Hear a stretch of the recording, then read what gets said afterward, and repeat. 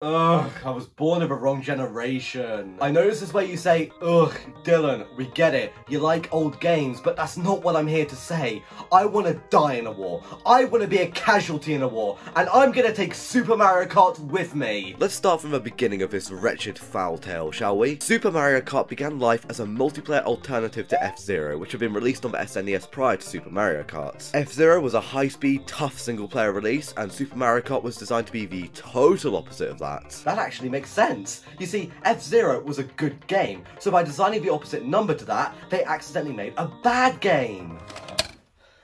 This opinion was brought to you by the people who haven't played F-Zero. Because the game was designed to be solely multiplayer, split screen was developed right from the start. Alongside that, just like F-Zero, the game utilised Mode 7 visual technology. Quick rundown on Mode 7, it's an exclusive feature for the SNES that can warp and manipulate the background layer of the game's graphics to mimic 3D. So it's technically 2D, but just giving a really, really good impression that it's 3D. I mean, if you abandon all first Mario Kart tax, then this obviously looks awful, but yeah, you kind of have to give them the benefit here.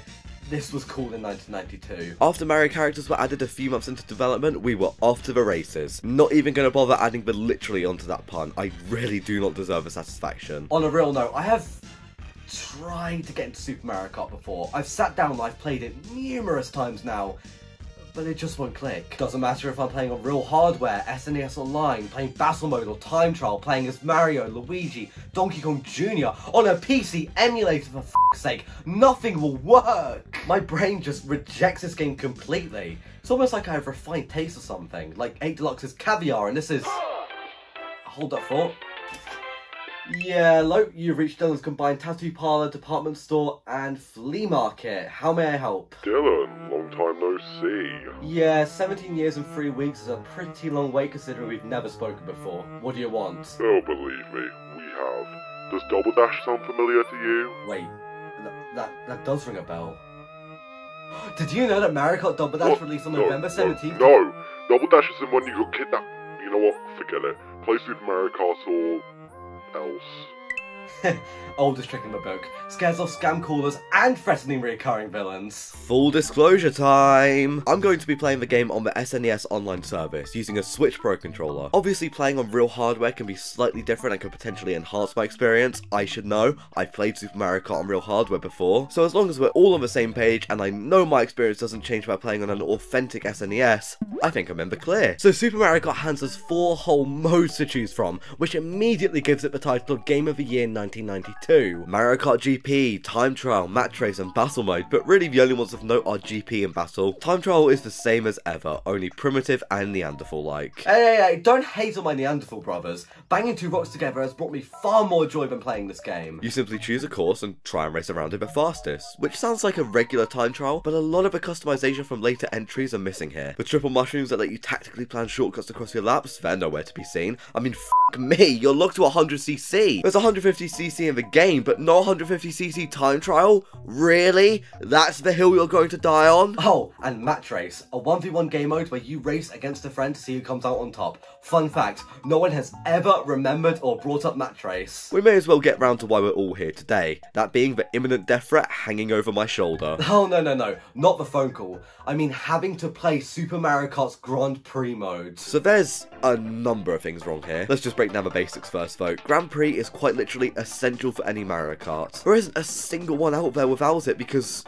well, what else are you going to do in a racing game? Play versus race? Grand Prix can be played as either a single player experience or as a duo, alongside 6 to 7 other CPUs filling in the gaps. Modern Mario Karts tend to include 12 races in the Grand Prix, but 8 isn't too bad. As much as I'd love to give this game zero leeway when it comes to being the first Mario Kart, this is one of those situations where you just have to bite your tongue, hold your hands up and say what a playable Donkey Kong that is for Super Mario Kart. Mario, Luigi, Toad, Peach, Yoshi, Bowser, Koopa, and Donkey Kong Jr. Okay, gonna have to hear the thinking behind this one. Donkey Kong lore and the family tree gets shockingly confusing, and in all honesty, I just don't have the time to go through it today. But like, Donkey Kong existed at this point? I really just don't understand why they chose Donkey Kong Jr. over the main man himself. Horrible, horrible decision. I mean, how could they just chuck out a Donkey Kong like that?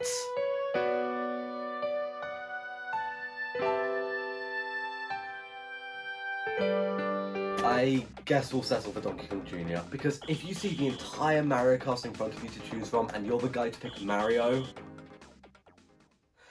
are you gonna be that guy? Engine class, same as ever, 50cc and 100cc, with 150cc unlockable by completing all of 100cc. Now I'm no quivering, shivering, shaking, quaking, weedy, needy, terrified, petrified pussy, so let's choose 100cc and get to racing. Mushroom Cup starts us off as always, featuring 5 tracks. Well, actually 4, seeing as Mario Kart Circuit features twice. Yeah, I'm gonna be that guy and bring it up. The SNES tracks repeating themes is dumb. Understandable, don't get me wrong, but SNES cartridges at the time could probably only fit 8 track themes into the storage before it went pop. They get around this by creating new layouts of the pre-existing themes, also known as tile sets in nerd speak. Look who's talking. So, for example, Mario Circuit 1 is a simple beginning track with only 4 corners, Jesus wept. Meanwhile, Mario Circuit 2 features a big ramp and is a bit more of a complex design to race around. This sounds like a novel concept on paper, but I think in practice it just sort of falls apart, because if you put it in perspective, you've played 50% of all unique tracks in the game once you complete Mushroom Cup. Which I should probably get around to, considering I have been staring at my screen for the past 4 minutes and haven't started racing yet. Alright, ready to go. 3, 2, 1, go! It's B to go. That's strange. First corner coming up. Let's hit a drift. That was horrible. Wait. What power up was that? How did Bowser do that? How did I finish first? Gameplay. Where do I begin? The starting line. When you break it down, no, not even when you break it down, Super Mario Kart features fundamental changes to the core formula of Mario Kart that it's absurd to think the series started like this. For one, B is go. Okay, even I think this rant's getting pathetic at this point, and I started the f***ing thing. That's a mild annoyance, but ultimately, I think I can live with it. It's just real strange to me that we don't accelerate with A. The word starts with the letter A. It just makes sense. You hold down A to accelerate. The accelerate button. It's not the B-celerate button. That makes no sense. F*** you, Nintendo, why they're 5 laps? Instead of using the tried and true 3 laps or 3 sections for longer courses, Super Mario Kart opts to use 5 laps for courses, and I just don't get it. In the modern day, we've got courses like Baby Park, which uses 7 laps and originated from Double Dash, but that's different because Baby Park is the size of a pea.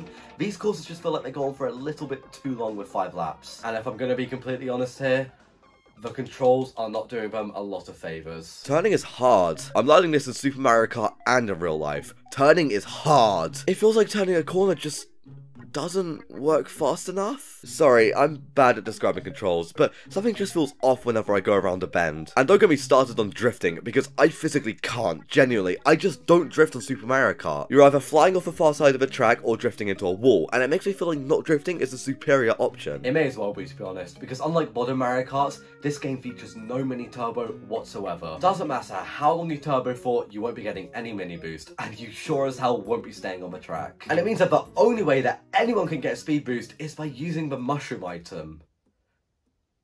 Or the CPUs can just bullshit their speeds. Honestly, either work. The CPUs are just plain unfair. It's not even funny. They're just straight up cheat. I believe most Mario Karts feature a technique known as rubber banding, where the AI will increase or decrease its speed depending on how far ahead or behind you are. If you're being lapped, they'll slam the brakes. If you're lapping them, they'll hit the hyperdrive. It's not exactly rocket science, and it works well enough in recent releases. At least to the point where I can defeat it. The fireball, the poison mushroom, and the egg. 3 exclusive items usable only by Bowser, Peach and Toad, and Yoshi.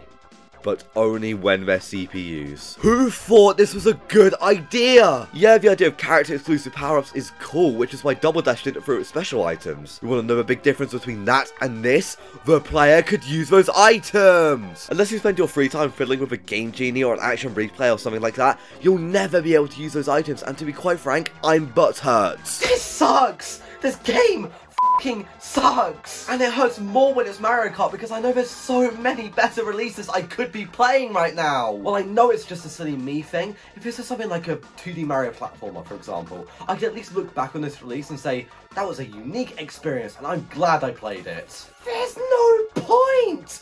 Most of my Mario Kart playing time nowadays comes from playing multiplayer, so why would I actively choose to play this over 8 Deluxe? And no, I'm not trying to say I expect Super Mario Kart to be on the same level as 8 Deluxe. That would be an argument so stupid I'd laugh myself out of the room. It's just there are a few key areas that this game completely drops the ball on that makes me say, wow, I really wish I was playing 8 Deluxe right now. You know, a game where I can actually drift. A game where the CPUs don't bullshit their items. A game with a normal amount of laps. A game with better track design. Oh, damn, I forgot to talk about the tracks. I knew something was missing. I think I've mentioned before that I'm not really the kind of guy to go through and rate each specific track individually. Something along those lines anyways. I don't know, just feels like the most boring way to go through something. What I will say is that the track design is, like, mostly solid.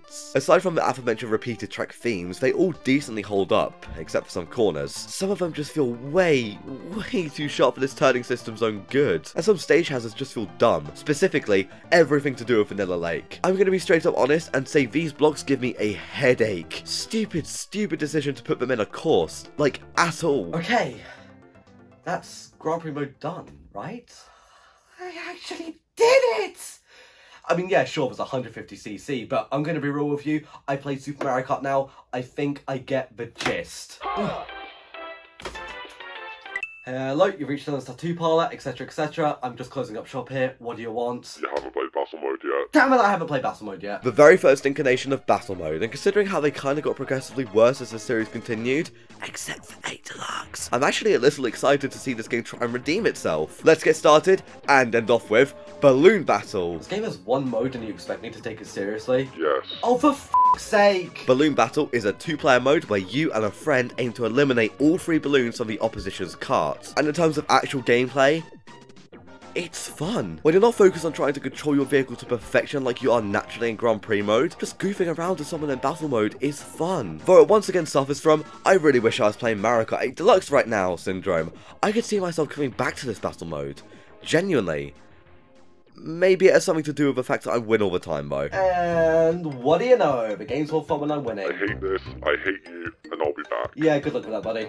Will that mysterious voice be back for more at a later date? Find out next time at Dylan's Tattoo Parlor, Department Store and Flea Market. But first, a word from our sponsor, Dylan's summary on Super Mario Kart. This game is stinky. Normally I love going back to the first entry in a long-running franchise to see what's changed as time marches on, but Mario Kart is different. I think because I view the series more as a party game, something that I realistically play with a group of people to have some light-hearted fun, I don't really consider coming back to a specific entry when I could just play the latest one. Like, 8 Deluxe is probably the objective best Mario Kart at this point, so why even bother going back to Super Mario Kart unless it's... oh cool, that's the first Mario Kart, alright. Yep, that existed for a moment in time. Yeah. Woo. Ultimately, I'm just happy to be done with another Mario Kart. You never made 8 Deluxe of these things? Actually, you know what? That's an incredibly ungrateful angle for me to take, and I'm sorry for that. I should be grateful for every single Mario Kart that comes my way, because there are people way less fortunate than me. For one, there are people out there, unironically, stuck with Little Big Planet karting. Why? Why did they bother making that game?